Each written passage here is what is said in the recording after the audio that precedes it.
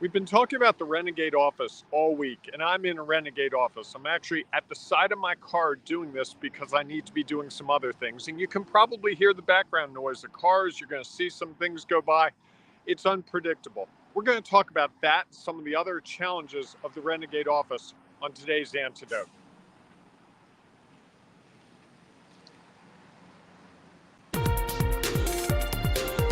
Stay tuned for today's Antidote, brought to you by the Renegade Success. Stay tuned for today's Antidote, brought to you by the Renegade Success Network. Today's Antidote features a healthy dose of thought-provoking insights and information for business owners, entrepreneurs, leaders, and nonprofit professionals. Each day since March of 2020, this program has offered that one thing to help you continue on your own unique pathway to success. And now, Renegades, we bring you Bob Graham and Tom Brush.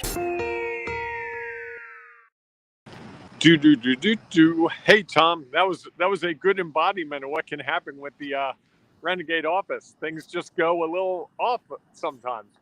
Sometimes they're a little different. Yes, indeed. Not quite sure what happened there. I think my computer's moving a little slow this morning. Okay, well, hopefully you're with us for the whole broadcast. Yes, that would be nice, wouldn't it? How are you today otherwise? Otherwise, I'm doing very well, thanks. And Good. yourself?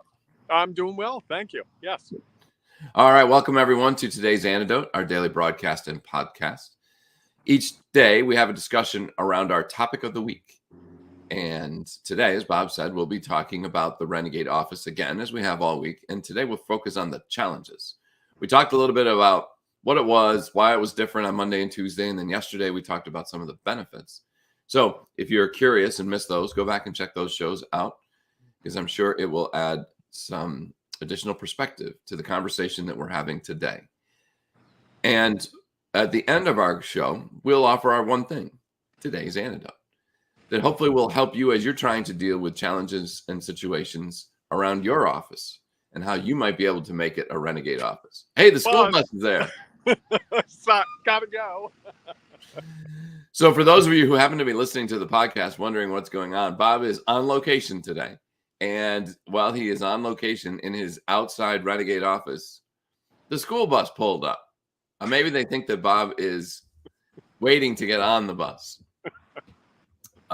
So anyhow, at the end of the show, as I said, we'll offer our one thing, our today's antidote. If you have something you'd like to share, please feel free to put it in your favorite social media where you're following us, whether that is Facebook, Instagram, YouTube, Twitter, or LinkedIn Live. That's right, people. LinkedIn Live. Yes, LinkedIn Live. I said I need to do this because it would be appropriate for Bob to do his LinkedIn Live. What has fascinated me is you've never tried to work it in 3 or 4 times on a day when I'm out in a location where people would be looking. True. I would have done that to me. True.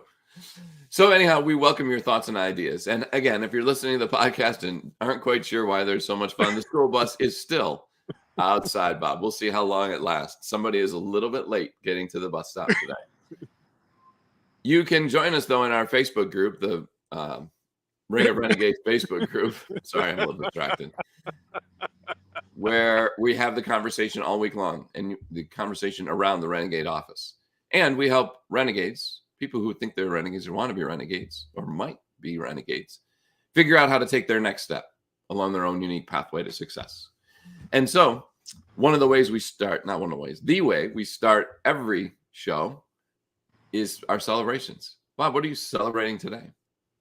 I am celebrating the fact that a friend took about 20 minutes yesterday afternoon at lunch to explain to me something that just didn't make sense to me. Literally didn't make sense to me and was totally messing up a really important part of my life.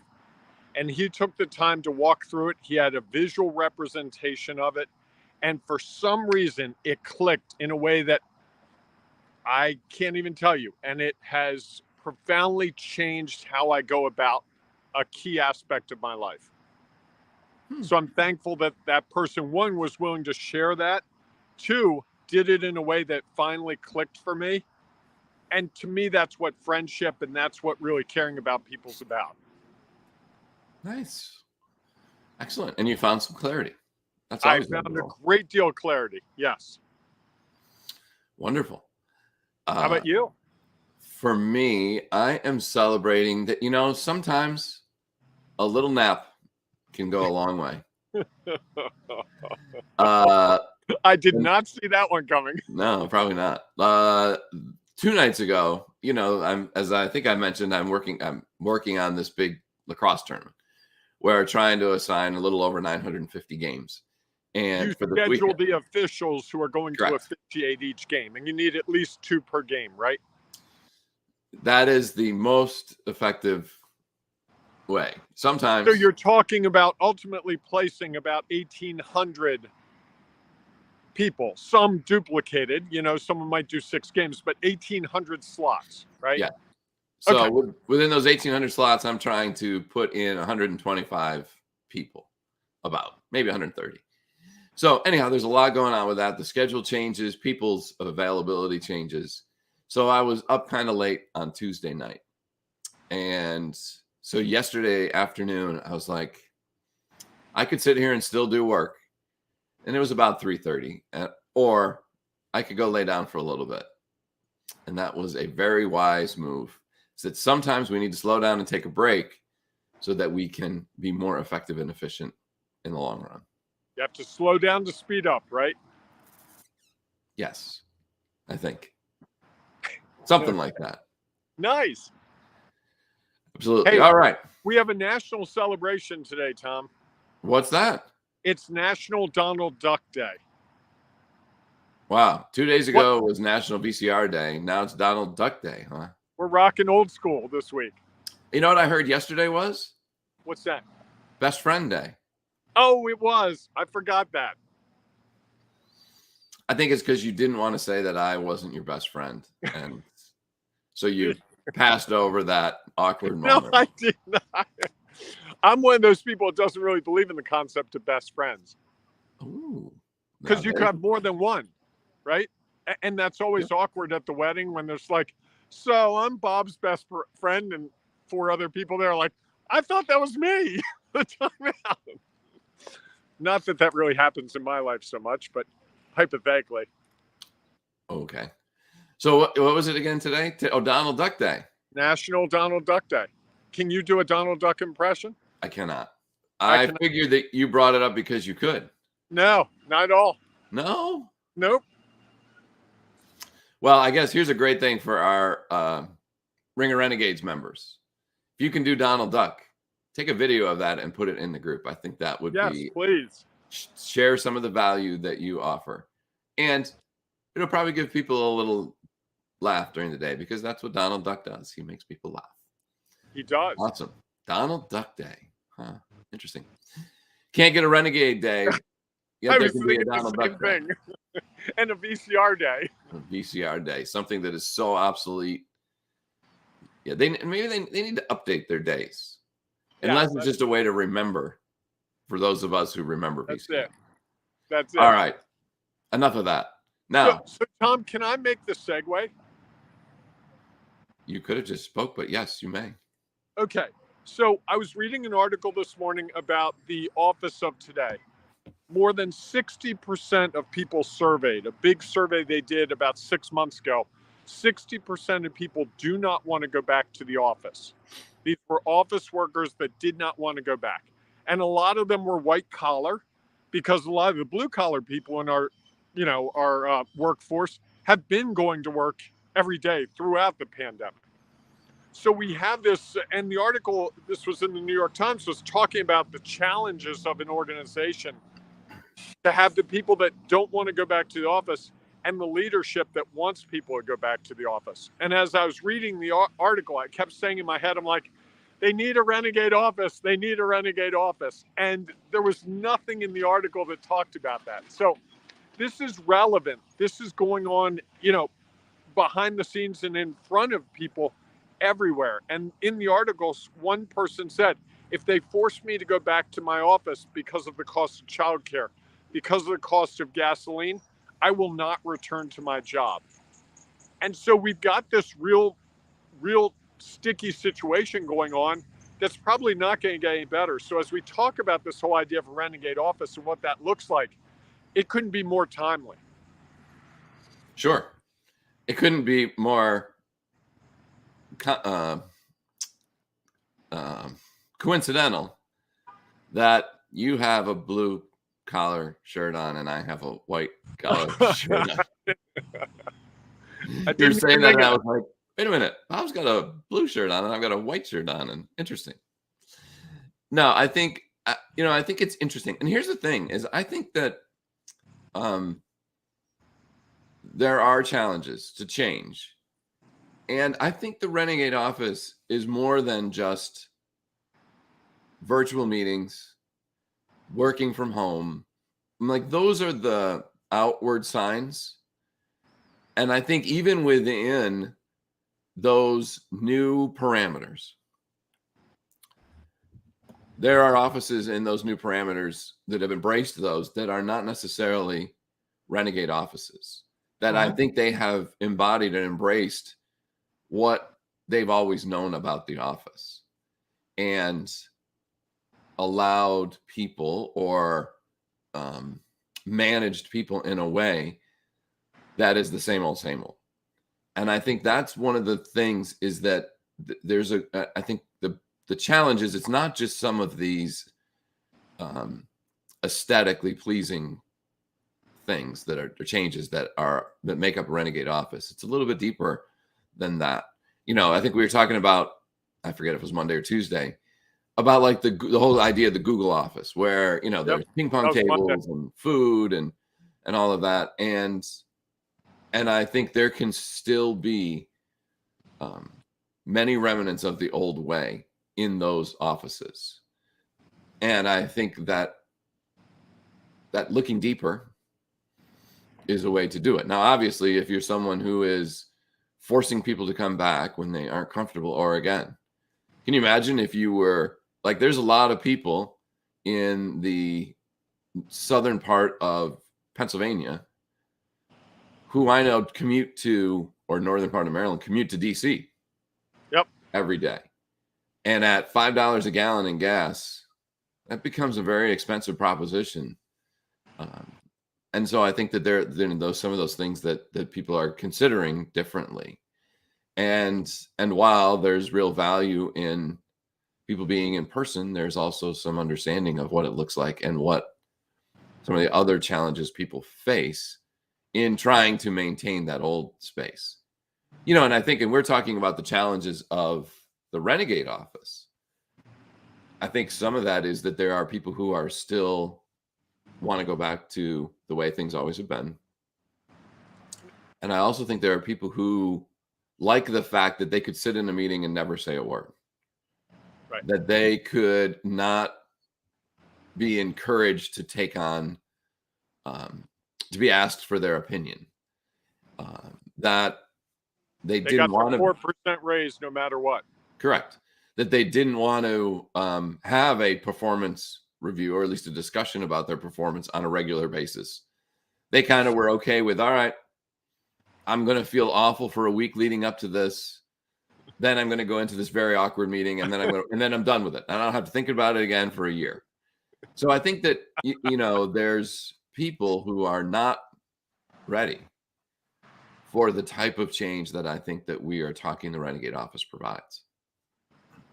I think that's the biggest challenge, really, is that you've got the friction between the people that want a Renegade office and that kind of change and those that don't. And change is difficult. In the workplace, change is really difficult. And there's every reason to stick to what you've always done because it feels safe and comfortable. And I've worked with companies where they've contemplated, Renegade office type changes, and they've pulled back at the last minute because they were afraid that, we're not ready for this. Oh, we're not ready for that. Oh, our technology isn't going to support that. Oh, our customers won't like it. It's really easy to find excuses to say no to it.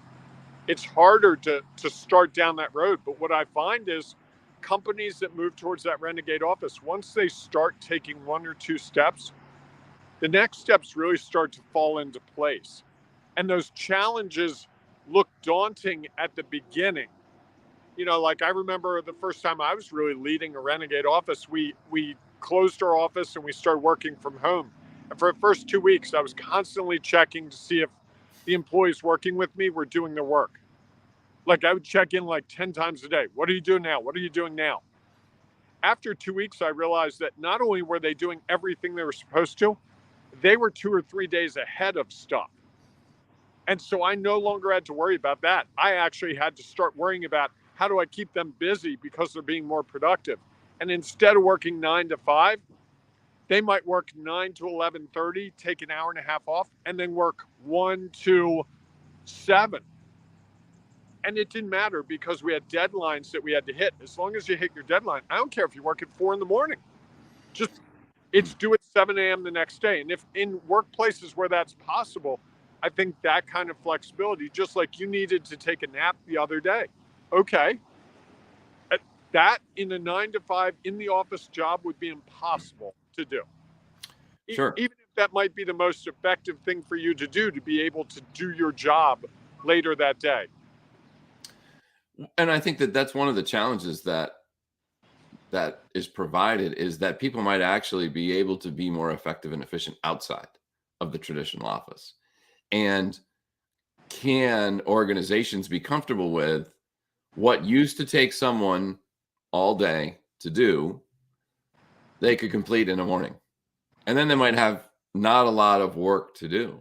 And I think that whole idea of hours versus results is a challenging one, because we are so used to measuring. Yes, we measured, the results and the outcomes. A lot of people in the traditional offices are measuring the hours. It's amazing to me. I worked for a public university, and in some of the administrative offices, like, people pretty much, it didn't matter like what they had to do, what was going on or if they had nothing to do. They were sitting there, and at 4:59 or 57 or 6, they would start packing up. Again, wherever they were at, that was the culture, is that even if there was something that they were kind of in the middle of, 5 o'clock, I'm going to go. And again, that was what the expectation was. And so there was no doubt that it was about the hours that you had to put in, not about, the work that you completed. And I think it's scary for organizations to think, well, somebody might be at home, complete their work in whatever time, right, and be done for the day. When in the past, they've paid people based on how many hours they worked, not the outcome of that they were getting their job done. And I think that is a very scary concept for people to consider, because they're so focused on the hours. Yes. And you see this all the time. How many times have you heard someone, when you're out in the evening with them, it's like, hey, I worked 8 hours today and didn't get anything done. Like, well, did you really work 8 hours? I logged 8 hours, but I got nothing completed. Right. And I work in an office. There are distractions that if I work at home, you can just commit to, I'm going to do 90 minutes of work here. I'm not going to take any phone calls. I'm not going to do anything. When you're in the office, someone comes by, hey, Bob, got a question for you. Hey, Bob, can you help me with this thing?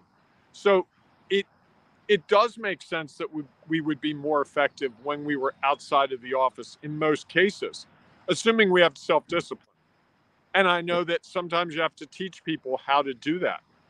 But you're right. That's the ultimate challenge, is that hours versus accomplishment equation. And which one are you gearing your organization to, and your leadership style? Look at the people who I know companies where they're all about working overtime. Oh, all our employees work overtime. It's like, wow. I would actually prefer a company where no one worked overtime. They got it done in the allocated time, because that way they're not giving up their nights and weekends. They're actually accomplishing what they need to accomplish in the time they need to accomplish. But I've had several owners say to me, oh, my employees always log overtime, which is expensive too. Sure. Well, and it's a matter of again, is it time, Right.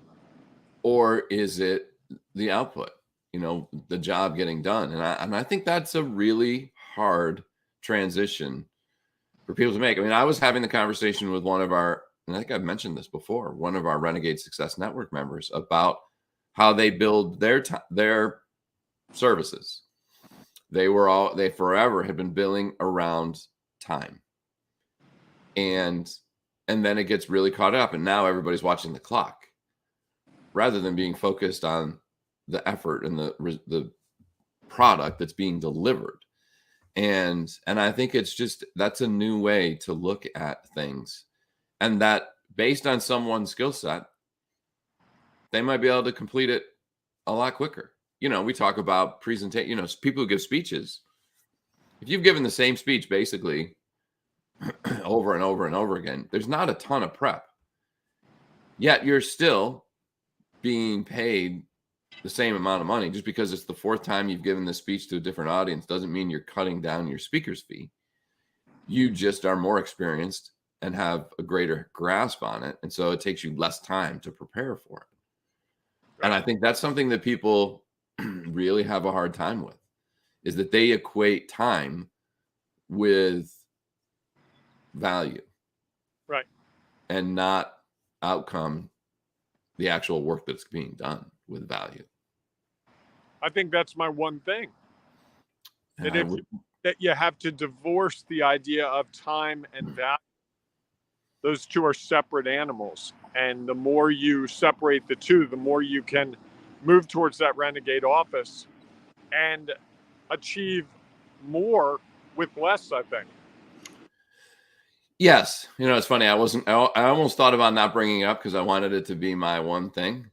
And then I was like, well, I think it's a better conversation. And here's the other thing, though. I think also, I think people who have storefronts where time is a serious consideration also could think about, like, are we open at the most effective times? Right. And is being open longer necessarily going to produce different results? And how do we really have a better grasp on? And even if it is, well, that one person might walk in. Yeah, they might. And they might be walking in because your hours say that you're open. Right. That same person could still walk in if they looked and said, hey, they're not open until this time. Okay, I need to adjust my schedule to one that fits with what the organization. I think about going to get a haircut. If you have a place you go that you like to get a haircut, just because you want to get it cut at 9 doesn't necessarily mean that they're open. And now some people will choose to go other places because they are not open. And I think that's where those organizations have to really look at what's real for them and what's real for their employees. And if you are trying to be accommodating, and this may be my one thing challenge is sometimes in trying to be accommodating to your team, you are maybe being less accommodating to your customer. Yes. And that balance is a challenge, I think, for organizations to feel like, well, yeah, I know nobody wants to come in. The perfect example is Chick-fil-A. They have chosen that they want to give all of their employees Sundays off, that is a company standard. And I think that, at the same time, myself included, has been driving along and be like, man, I could really use a nice milkshake. And then I'm like, Sunday afternoon, I can't get it. And if I really want it, I'm going to go somewhere else. And I think that Chick-fil-A has decided that is one case where they are taking care of their employees, serving their employees, sometimes to the not serving their customer. And that's a choice. Absolutely. And I would certainly argue that's a renegade thought and approach. It's Absolutely. not mainstream. I don't see a lot of other businesses closing on Sunday. Not businesses that are food service. That's right. Hey, did you notice behind me the vehicle that she put the chuck down by the front tire before she went inside? Did you see her do that? I did not notice that. Fascinating. I guess she doesn't want it to roll forward. Yes. There you have it. So, well, this has been a really good discussion, Tom, and I think it's a discussion that can probably carry over into the comments. Love to get your comments. It can also be in the Ring of Renegades Facebook group. Bring your thoughts. Bring your Donald Duck impression. We'd love to see that. That would bring some levity on a Thursday afternoon, and it might actually get you someone who interacts with you in a different way, because they might actually be like, oh, wow, that was really good. I wonder what this person does. Yes, I would agree. All right, everyone. Well, thanks so much for being with us today. If you have thoughts and ideas you'd like to share, please feel free to do. Again, you can put them in the comments of your favorite social media: YouTube, Facebook, Instagram, Twitter, or LinkedIn Live. Yes. Or you can join us inside our Ring of Renegades Facebook group. So we look forward to seeing your comments, or to see you inside the Ring of Renegades, or we'll see you tomorrow morning, 7 a.m. Eastern time, for our next edition of Today's Antidote. Have a great day. Bob, I could be anywhere tomorrow morning. That might be the next question, is where will Bob be tomorrow? And what will his background look like? That's it. I can't even imagine. All right. Hey, embrace the renegading you, and embrace the Renegade Office in some way today.